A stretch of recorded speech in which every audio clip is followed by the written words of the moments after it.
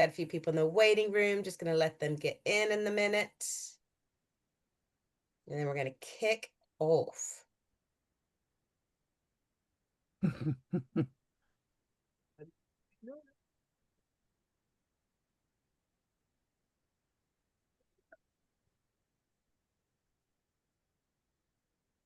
Rightio, I'm going to get started. First of all, I'd like to say good morning, everybody.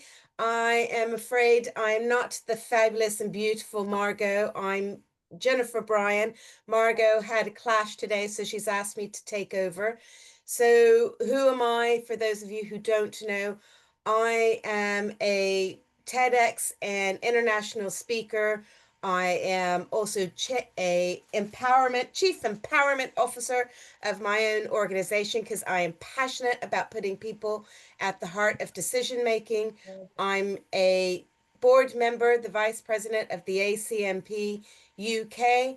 I'm also an executive change advisor and published author with my upcoming book coming out with Routledge Publishing called The Emotional Side of Organizational Change: How to Survive and Thrive in January. But this session's not about me. This session is for the incredible Erica Hodson and her fabulous team at Differentis. Before I introduce Erica, I just want to let you guys know any questions, thoughts, ideas that you guys have got, please put them in the chat. I'll be sharing those with Erica at the end of the session, and we'll be able to have a good discussion at that point. We are also, so you know, recording this session, and that recording will be sent to you afterwards. I'd also like to say a very warm thank you to our sponsors of the Change Awards and these webinar series.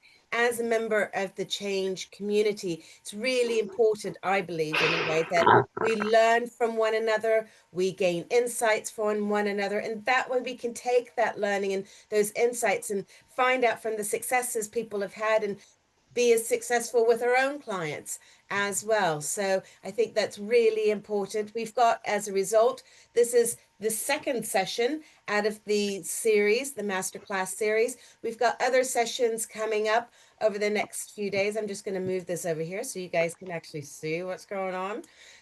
So the next one's on the 8th of October, where we've got Modernizing the Coldest Workplace on Earth. Oh, gosh, that sounds horrible. I don't do well with cold. And then on the 15th, there's the hidden ROI of culture, and that where it looks like Erica's doing it again. And then on the 22nd of October, we've got Construction to Culture, how TransLink built a future-ready transport hub and a future-ready workforce. Then on the 29th, you've got Using Lean Change to Build Future-Ready Change Capability. If you've got any questions or you need anything else, please feel free to reach out to Margot or visit the site here. Be happy to, the team will be happy to reach out to you guys. In the meantime, guys, I'm just going to ask if you could put yourselves on mute. That'd be really helpful, just so we don't hear the dogs barking, the cats meowing, the doorbell rings, and Amazon's delivering. All of those things that just happen in life these days in 2025, so that everybody has a really good experience. I'm now going to stop sharing my screen and introduce to you the amazing Erica Hodgson. They've done some fantastic work, her and her team, and it was such brilliant work with incredible impacts with her client that she then won an award. And here she is to tell us all about that so that we can learn what they did and try and emulate the incredibleness that is there. So over to you, Erica. Excellent. I am going to try and pretend that I understand the technologies and share my screen. Can everybody see? All right, good. It does work. Whew. We had a little master class before we started about teaching Erica how to use Zoom. We're a Microsoft house through and through. So, hi everybody, and thank you so much for joining joining the master class. And thank you so much, Jen and Margot and the Change Awards, for one, actually having the Change Awards, and for two, asking me to talk about this. So This is all about the hidden ROI of culture. And the case study that I want to share with you guys is about a journey that we took from acquisition to alignment. And I know that M&A are, well, it's a challenge for everybody, not just change, but it was a really good experience. And here's my chance to share it. So thank you for the opportunity, and thanks for everybody who's here. Okay, so welcome. Um, as you can see, I'm Erica. Always good to start with a photo of yourself. Um, I lead the business change practice at Differentis, a consultancy that sits right at the intersection of strategy, architecture, and people-led change. I spent my career helping organizations from central government like the Department of Education to private companies like PX Group, who we'll be talking about here, to design change that actually sticks. My background is in art and psychology, art as in fine art. So I always believed that transformation should feel as well as function. And I guess I bring a creative lens into business change, helping teams shape experience, not just the processes. Over the years, I've seen hundreds of projects succeed on paper, but fail with people. The difference almost always comes down to culture. The invisible stuff that makes people either lean in or shut down. So that's why I started looking at change through the design lens. Because when we design change, like we design a product at the strategic level, we start thinking about the user experience. We start thinking about emotions. How will it be used? What are the personal benefits that somebody will get from this? And where are the friction points? And all of a sudden, everything begins to shift. Today, that's what we're going to talk about. And I'm going to structure this session a little bit different than the brief. So, Jen, sorry. uh, but remember, so we're supposed to talk for 30 minutes and then questions for 10 or 15. But I wanted to kind of split it up into 10-minute sections where we'll talk about the case study and then talk about the theory. This being called a master class rather than a presentation kind of triggered me to go, I need to share something with you guys, not just talk about a great experience. The third section, I actually want to hear from you, okay? And this is the main point of this. Change is all about the people, isn't it? This time, sorry guys, you're the people. Okay? So the more you share, the more we all get. Brilliant. Let's start. If I can. Nope, that doesn't work. There we go. Excellent. So I want to start with the client's quote, and the client is PX, and because I really believe it captures the reality of many organizations. So we often fail to integrate new business in a way that delivers maximum benefit. Legacy ways of working slow integration, right? I think that's really true. I also think the honesty is what makes PX a different kind of client. They knew that the problem wasn't about systems or processes. It was about how people, culture, and structure come together after the deal gets closed. PX had been expanding quickly, bringing new sites into the business, each with their own identity and past way of working. The goal was to create one consistent culture, especially around their belief that safety and care come first. A little bit of background, PX are a energy site management company. So you can understand why safety and care, not necessarily human care, but care to producing energy from gas, from raw materials, was really, really critical here. And they were growing fast. And with growth comes complexity. People were emotionally attached to their legacy culture. They were proud of what they built before. Added to the fact this is an acquisition, they were buying other sites, right? So they're taking people in from working with BT, working with Total, working for other energy companies. So they're dealing with that emotional legacy loyalty. On top of that, they're dealing with legal procurement boundaries that are limiting their ability to communicate with the people coming on. The combination of that, of the legacy and the barriers, the legal barriers, you end up with feelings of abandonment instead of collaboration. Many people were left wondering, who are we now? At the same time, the business itself is under pressure to integrate fast. Deals are closing, handovers accelerate. The leadership wants to see value and quickly, right? And speed creates risk, both to operations and to the people whose knowledge is what you're basing success, the future site success on. So the story of PX isn't just about growth, it's about the tension between pace, safety, and people's feelings. Our, Differentis' role, was to help design an approach that kept those three in balance, fast enough to deliver value, but human enough to bring the people with them.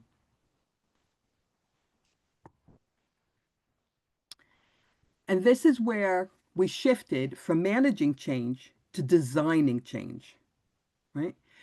We knew that PX's growth model meant integration would keep on happening and fast. So we needed a pathway that made it consistent, people centered, and repeatable. What you see here in the slide is the integration path that we created. 5 stages that every new site now goes through from initial interest to full business as usual. Along that path, we made 4 key changes. First, we clarified ownership. We introduced the integration phase and the manager role. Each phase and each role was balanced by a clear RACI: responsible, accountable, consulted, and informed. So everyone knew who was accountable and when. Second, we brought consistency by introducing common language and templates, not SOPs, but tools everyone could use to talk the same language and approach progress in the same way.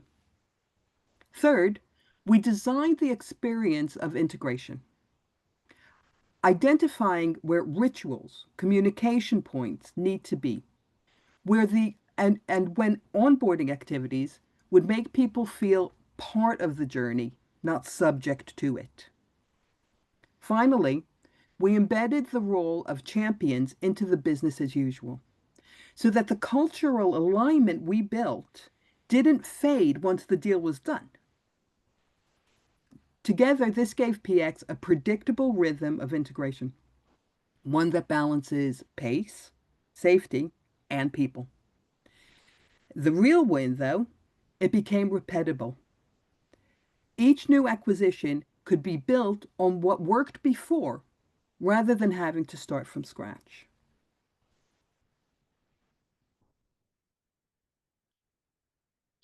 So, what did this all actually deliver?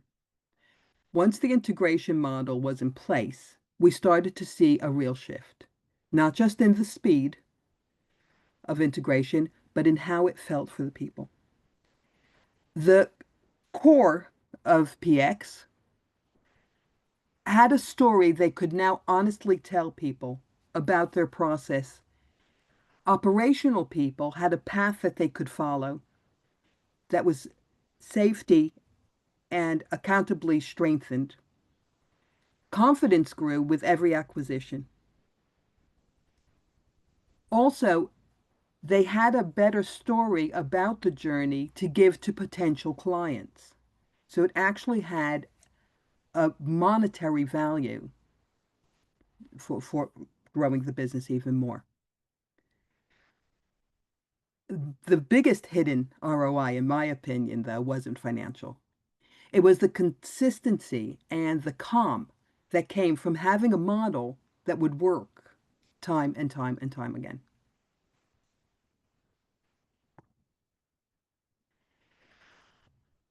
And not only did it work, we actually succeeded in measuring it. We saw trust and satisfaction rise by 87%. Every new site now embeds cultural principles as part of their integration. And leaders have told us that the alignment happens 3 times faster than it did before. The most powerful evidence was that the phrase that you see at the bottom of the slide here. Before we focused on implementing process, now we take people on a journey. To me, that's a cultural change you can feel.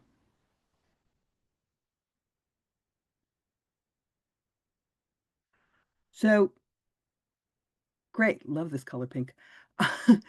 So we stopped managing change and we started designing change. And I've just told you the story of where it worked. I want to now move a little bit more into the practice of doing this. And point one is shifting the mindset. Culture maturity isn't about adding more processes. It's about moving from control to coordination and then to co-creation. When, it's in the words. When we manage change, emphasis on manage change, we tend to focus on control. Planning, approvals, comp plans, governance. Don't misunderstand me. They are all important, but they're about keeping things steady. As we evolved, we started focusing more on coordination, bringing teams together, communicating better, lining everything up for delivery. It's a step forward. Still, centers around process and control. My opinion and my experience, the real shift happens when we move to co-creation. When people actually help design the change, that's when you get ownership, you get accountability and flow. It's the difference between change being something done to you versus something built by you. Let's think about it. Which one would you gravitate towards more as an individual? I think there are some people here from Differentis. You'll recognize this quite well. At Differentis, we use what we call the braid. Well, that's a little bit of a lie. I call it the braid. So it's 3 interwoven disciplines that together make transformation work. The first is design. This is where we explore and shape the experience. We ask, what does this need to be? It's where we co-create journeys to achieve the business need and understand what the business wants. We map the as is, the to be, and we design the business. But because we have change in it, we design it with empathy. The second strand is change. This is about how people adopt to the business way of working that needs to be, right? The design said what needs to be. The change goes, how do the people fit into that?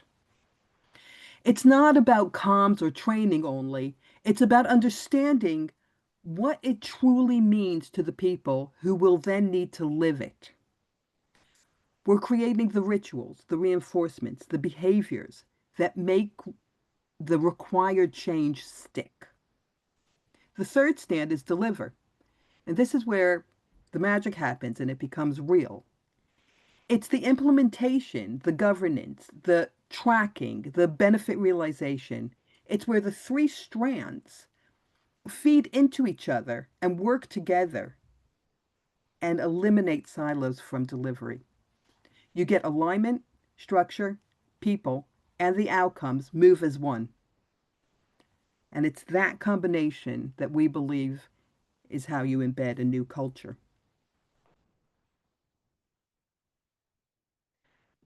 In theory, that's perfect, isn't it? But how do you actually design change? So, first, we map reality. We look at what's really happening, mapping the as is, the to be, surfacing the pain points, seeking opportunities, and building shared ownership of the problem. This step isn't just the work of the business analyst.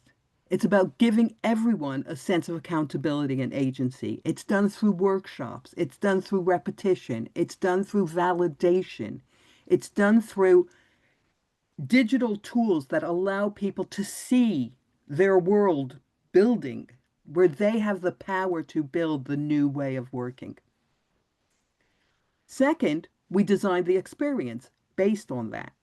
We build personas and emotional journeys to understand how the change feels to different people. Where will they struggle?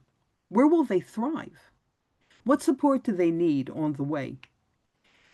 Then we design targeted ways to lift those lows and sustain the highs to make people feel comfortable in the way it's going to be. And finally, we build the framework. We translate the insight from stage 1 and 2 uh, into a repeatable approach with rituals, communication, and reinforcement that carry people through the transition and into the new normal. Together, these steps turn change from something that is managed to something that is designed and lives and grows.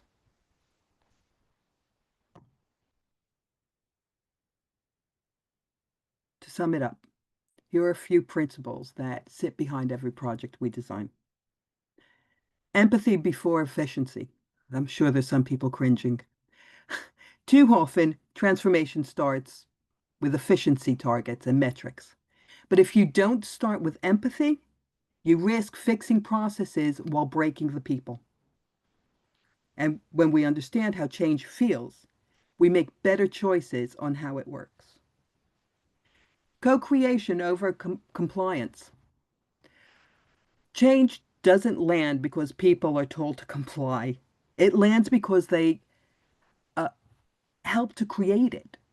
When people have a hand in shaping something, they take ownership of it. Clarity over certainty. We all deal with complex programs. You never have all the answers, especially not up front. But if you can create clarity, purpose, roles, outcomes, expectations, that's what lets people move forward when even when the path isn't fully mapped or known. Design with, not for. It's a subtle but powerful shift. Not designing something for employees, but with them. That's how you uncover the real, true barriers and find what motivates people to keep the change sustainable. Last, keep it repeatable and human. The best change frameworks are both. They're structured enough to reuse, but flexible enough to adapt to people and real situations and real context.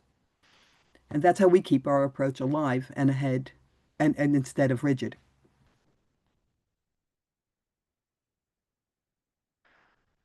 So we've looked at PX, the theory, and the approach. Yay. I want to hear from you now. I don't know how we're doing on time, Jen. How are we doing on time? We're good, We're yeah? okay. We're okay. We're good. So I want to hear from you about where design, change, deliver lives in your organization. You'll see there's the link to menti.com and the user code. And if I could ask people on the call to access that um, and use the code. And I am going to try, let's see if I did learn my lesson, to see if I can switch my share. Oh my God. Jennifer, did it work? Yes! As I said before, old dog, new tricks. So please let us know what strand feels more relevant in your organization. I see designs getting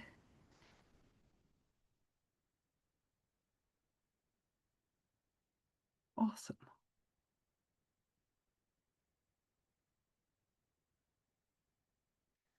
Oh, I'd love to know where people are from. Maybe that can come in the next part of this. Interesting. So we have 7 out of 8 people. Okay, 7 out of 9. And it seems design and change are at a tie and deliver is high. Interesting.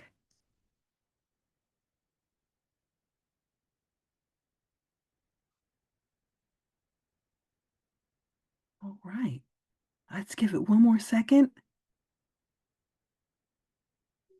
It is interesting that the deliver actually is stronger than, has more people than design and change put together. It's very, very interesting. Excellent. Okay, let's go. That's really, really interesting. Is there anybody who wants to share about this? Is it okay, Jennifer, if people can talk at, can we allow people to talk? Yeah, of course, guys. If you, as Erica's asked a question, if someone wants to come off mute real quick, who wants to talk about their perspective on this.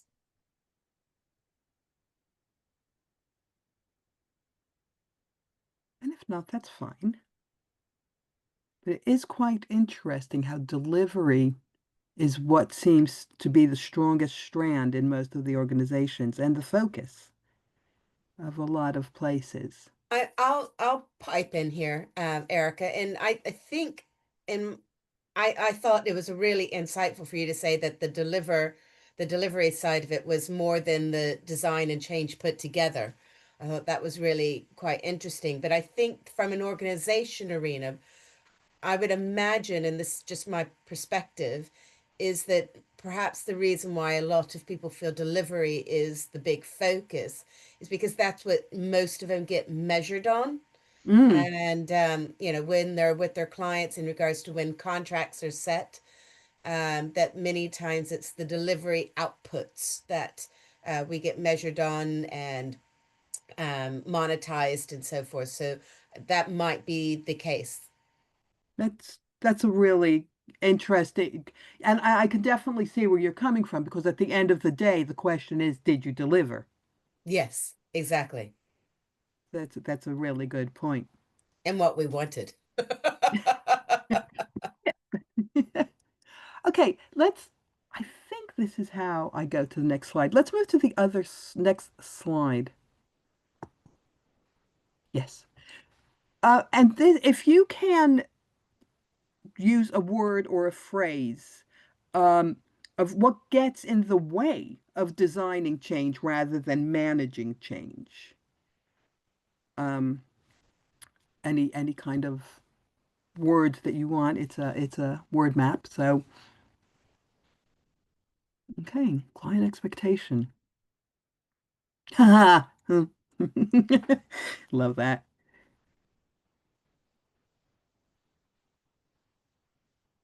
Lack of design phase. Interesting.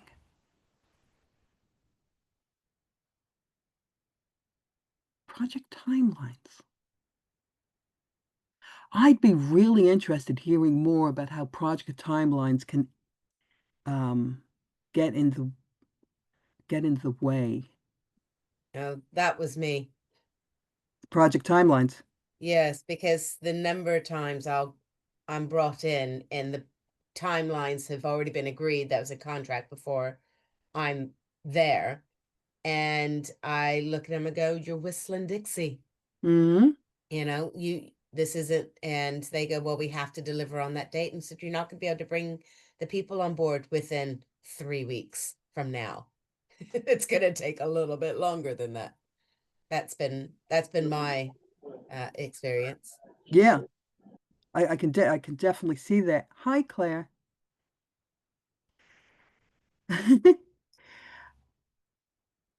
I can definitely see that, but and Patrick, you've piped up. Is there something that you want to add to what you've put in here?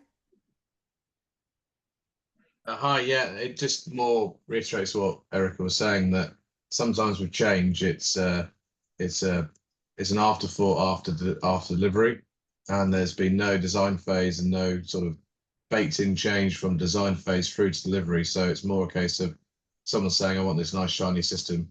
They go out and get a shiny system, and then they go, "Right, can you make sure everyone's happy with this now?" Or rather, they're going to be happy with this. So it's more that all that kind of sentiment. Hi, Patrick. Yeah, it is. Make them happy, Yeah. right? Yeah, that's a really good point. And yet, I'd love to investigate on that, uh, on the timelines, if there is a way, even when there is no time, of shifting from managing change to designing change, so that it is done in a collaboration, which I'm sure it is when you have the time to do it, right?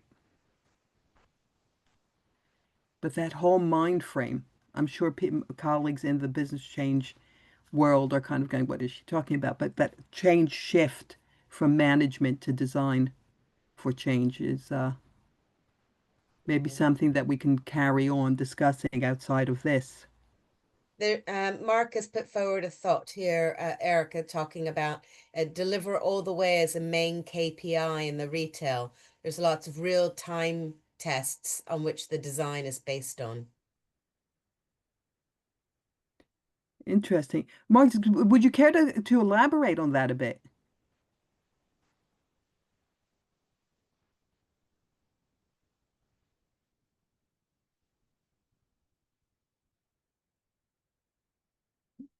You're on mute, Jen.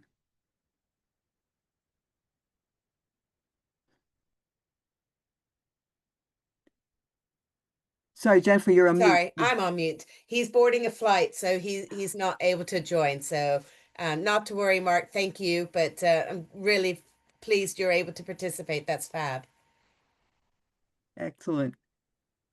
Okay, so conflicting priorities. These are really brilliant uh, points about where the blockage is coming from. It would be interesting to see um, if there's anything we could do about uh, alleviating some of these blockers, right? Mhm. Um, but it really creates a shared picture um, about where the gap still is, Mhm. right? And Mhm. how easy it is to fall into where we're trying to control change rather than design and lead people through. And not because we want to, but because we're almost forced to because of how we set up projects. And Mhm. again, one of the things that we really believe in Differentis is getting change into the strategic level so that Mhm. while you're designing the solution, you're doing it with change already bedded into that solution prior of going into hardcore delivery. Um, is a way to address some of these blockers. Brilliant. Thank you so much for sharing all this. I am going to try and shift back to my presentation. Bear with me. Nope. Uh, that didn't work, did it? We're still on.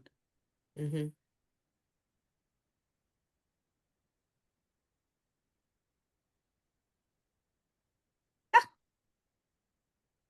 Brilliant. Am I back onto presentation? You are back on. Yes, we can see the preview, but that's okay because it's the last slide with questions. So, yes. Um, So everybody, just like so first of all, I'd like to say thank you very much, Erica. I thought that was really insightful, and I liked um the phrase that you use. You know, it's not managing change, it's designing change. I thought that was a really nice reframe of the whole change scenario. that I think could be really good. And maybe in the project timelines, and when we talked about delivery modes, you know, a lot of us, when we're in big consultancy firms, or at least my experience when I've been in big consultancy firms, is that there's a RFP project team, sales team, and they then many times won't involve the change team beyond sending the usual bump until after they've won the project or at the very end. Yeah. So I think if we educated people around designing change rather than managing it, that might help kind of shift that mindset to get people, the change team, involved a lot sooner on that front. So, guys, I'd like you to put forward your thoughts, ideas, and questions. Please put them in the chat or come off mute, one or the other. Just you can raise your hand and I can call on you just so we don't have everybody all at the same time. That would be fabulous, and we'll Also, put them forward whilst Jen, I'm going everybody to stop is, sharing so we can kind of yeah, become more of a yeah, no, that's great. hi. So, just while everybody gets their ideas and puts their hand up and their questions, I have a little bit of a question, Erica. And you mentioned how you in the project put in place and identified change champions, and I personally believe change champions are like the key when it comes to delivering change. But I'd really like to hear from you as to how did you guys go about identifying change champions? How did you decide who's going to be the right champion and who's not? Definitely. And remember, this is a framework for PX to roll out time and time again. So we didn't work with them to identify individuals. Mhm. We gave them a strategic approach to how they do that as they are on the process of acquiring a new site. And what we designed for them was during the times as the procurement and legal um, flow built, they Mhm. were allowed to talk to different sets of people. The first people who are non-commercial that they got to talk to was the site leadership, right? So once a certain amount of legalese and blockers were elevated, they get to start talking to the people who run the site. And those are the first people that you find your early adopters from. Mhm. So the leaders that are actually vocalizing or showing signs of supporting the future and want to move to tomorrow in a Mhm. constructive way become your first champions. Right. The second stage for that was to provide those leaders with a toolkit to identify the team managers that would be able to lead their team to change.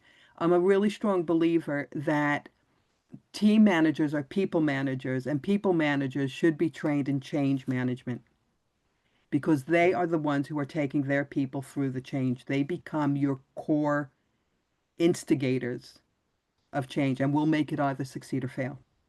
Mm. So we built them a toolkit so that they can help their leaders identify their managers and help their managers become their champions. Right. For that challenge that they were facing, those were the key sweet points of identifying champions to roll them through this change, the acquisition, and adopting a new way and a new culture of being. Great. Fantastic. Thank you. I And it's appreciate that. repeatable. Yeah. So any other questions do you guys have for Erica before we um pull this session to a close? Any questions at all? Hi, Erica. Thank you so much for the talk. Really interesting. I have a question on Change Champions, and I'm just interested in your thoughts. I guess, what's your thoughts on when kind of identifying Change Champions, potentially bringing someone in that's maybe a thoughtful skeptic? So someone that isn't your, I guess, early adopter, someone that isn't typically a driver, but that actually people in the organization do listen to, but could be skeptical, but isn't gonna be a total blocker. What's your thoughts on that? Do you think that's a bit of a no-go and a risk, or do you think that could work really well because actually people do almost follow them and value their opinions? Thanks. I think you're raising 2 points here, and if I may, and if I'm wrong, please do set me right. One is the people that people listen to. Yeah. Okay, they are not always the skeptics. Yeah. But I find, and people who work with me are probably really bored of me saying this. You have your 6 points of connection, people. Those who have everybody's ear. The one who, after summer holidays, everybody goes to and asks, hey, what happened with? Do you know where they moved? Why haven't we seen blah blah in a while? Right? You have those people who everybody gravitates to. They're usually in a service area. There'll be the PAs, there'll be the reception, there'll be the you know, the CEO's assistant. Those are people who are brilliant to bring in as agents. Yeah. Because if you can convince them that what is happening is good, they will share it, and they will share it with honesty, and they have the people's trust. Right? Yeah. Big believer in that. I think people like PAs are gold dust to a change Yeah. program. They Completely really do. agree. They also know everything. So they're a really good source of information, and measurement and temperature measurement. The other part of your question was about resistors. And I think even if you have saboteurs, if you can convert those people, you won't find a better change agent. Yeah. If somebody turns publicly and says, it didn't sound right to me in the beginning, but now I believe, again, gold dust for a Yeah. change. Because people will go, if it, they're always really cynical. If they're doing it, maybe I should. So they're really good influence as your 6 points of separation, like PAs, are a really good communication channel and distribution channel. If you can convert, and it is high risk, of course it's high risk, but most things that yield benefit are high risk. If you can convert one or two of those people, the weight of what they're saying is really, really heavy duty. Yeah, the management always say it's going to be fine. Yeah, she always says, trust them, right? You take somebody like that and they're going, it's going to be okay. People are going to believe it. And the people who are believing it, I do believe that there's a curve in your audience. You have your early adopters. They're always going to be fine. You have your middle people who are like, yeah, it's just happening. And that is the majority. And they'll just go, maybe not singing and dancing, but they'll go with whatever's happening. They're fine. You then have your skeptics and you have your invisibles. And I'd say that they're about a third of any organization. The invisibles, especially those that don't come to the shows, those that don't participate, don't read, and just sit in the background going, yeah, right, sure. You know, the people that you can convert, the skeptics that you can convert, or your resistors that you can convert, will affect that part of your demographic. Those quieter people, those invisible people. They won't listen to your early adopters. They'll listen to the skeptics. Yeah. Great. Thank you. Fantastic. Well, thank you very much for that, Daniela. And Erica, thank you again. I'm afraid we've come to our time this morning. So thank you very much for your session. It was really insightful. Everybody was very much engaged. I certainly have learned some new stuff, and I'm sure everyone else has as well. So thank you very much, everybody. Thank you. Just so And you know, please remember the recording is on the Change Awards website. It will also be sent out to you. And if they have any questions afterwards, Erica, because if anyone's like me and I go, oh, I wish I'd done, how can they get a hold of you? Please feel free. I'm quite evident on LinkedIn. Reach out to me on LinkedIn or through Differentis website. Happy to talk more about this or anything else regarding to change. And I'd love to continue the conversation. Great. Thank you very much, everybody. Thank you, And thank Jen. you again, Erica. Cheers, guys. Bye.